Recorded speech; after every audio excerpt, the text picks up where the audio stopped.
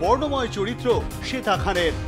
এমন এক মেয়ে যে আত্মকেন্দ্রিক ও টাকার পিশাচ, যার কাছে সম্পর্কের কোনো দাম নেই। টাকার জন্য নিজের মেয়েকেও ছাড়েনি সে। শ্বেতার মেয়ে ইশিকা খান এলাকায় ভালো মেয়ে নামেই পরিচিত ছিল। প্রতিবেশীদের অভিযোগ, মেয়েকেও নোংরা দুনিয়ায় টেনে নিয়ে যেতে চেয়েছিল এই শ্বেতা। এমনকি মেয়ের প্রেমের সম্পর্কেও বাধা হয়ে দাঁড়িয়েছিল সে। এলাকার প্রাক্তন তৃণমূল কংগ্রেসের কাউন্সিলরের ছেলের সঙ্গে সম্পর্কে জড়িয়ে পড়েছিল শ্বেতার মেয়ে ইশিকা খান। পারিবারিক অশান্তির কারণে আত্মহত্যা করে ইশিকা। মেয়ের দেহ কবর না দিয়ে টাকা তোলার ধান্দা করেছিল সে। মেয়ের প্রেমিকের বিরুদ্ধে বিয়ের প্রতিশ্রুতি দিয়ে সহবাস করার অভিযোগ এনে প্রাক্তন কাউন্সিলরের কাছে 1 কোটি টাকা দাবি করেছিল শ্বেতা।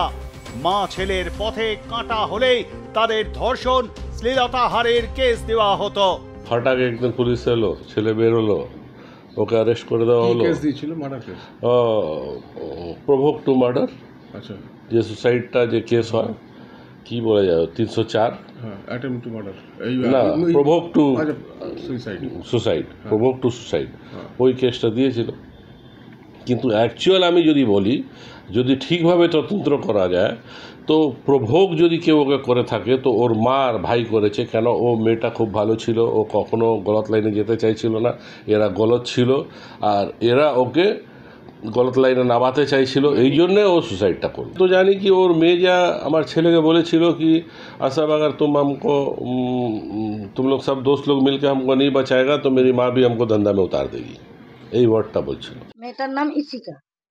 মেয়েটা খুব ভালো ছিল, হ্যাঁ, ওর মার চাপেতে হয়েছে। তো ও যখন মারা যায়, পাড়ার মানে প্রধান আর সব ওদের আত্মীয়, মেয়েটাদের আত্মীয় মানে বাপের বাড়ি বলেছিল পোস্টমর্টম করতে হবে না, সবাই মিলে মাটি দে। ও বললো না, গুড্ডু খানের থেকে না আমায় বদলা নিতে হবে, টাকা নিতে হবে। সেই জন্য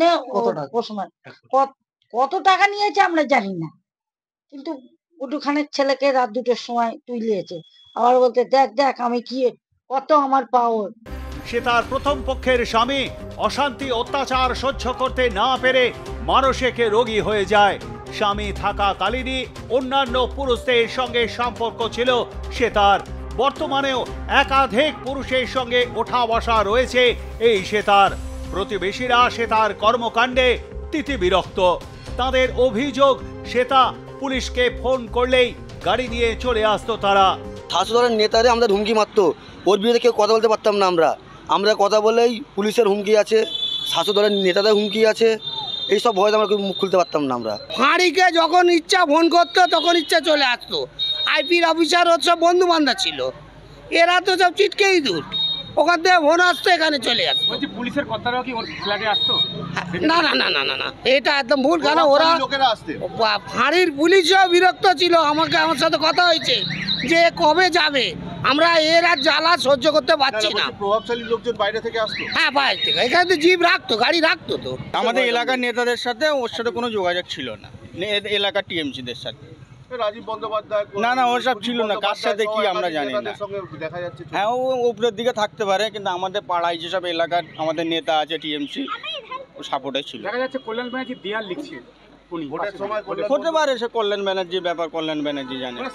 সে তার পরিবারও পাশে ছিল তার। বলা ভালো, মেয়ের ধান্দার শরিক ছিল তারা। এই যেমন মসরুল আলম, আরিয়ানের এক মামা। আরিয়ানের নাচের ভিডিওতে দেখা গিয়েছে তাকে।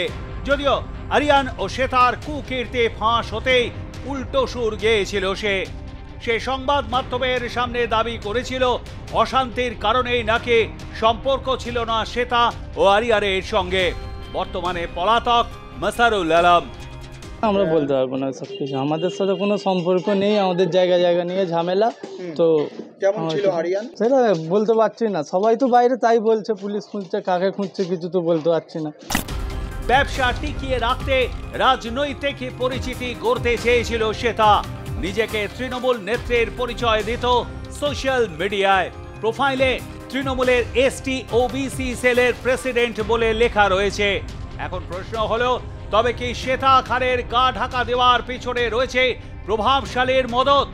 না হলে এতদিন হয়ে গেল কেন মা ছেলের টিকি ছুঁতে পারল না পুলিশ? হাওড়া থেকে রণজিৎ রায়ের রিপোর্ট, আর প্লাস নিউজ।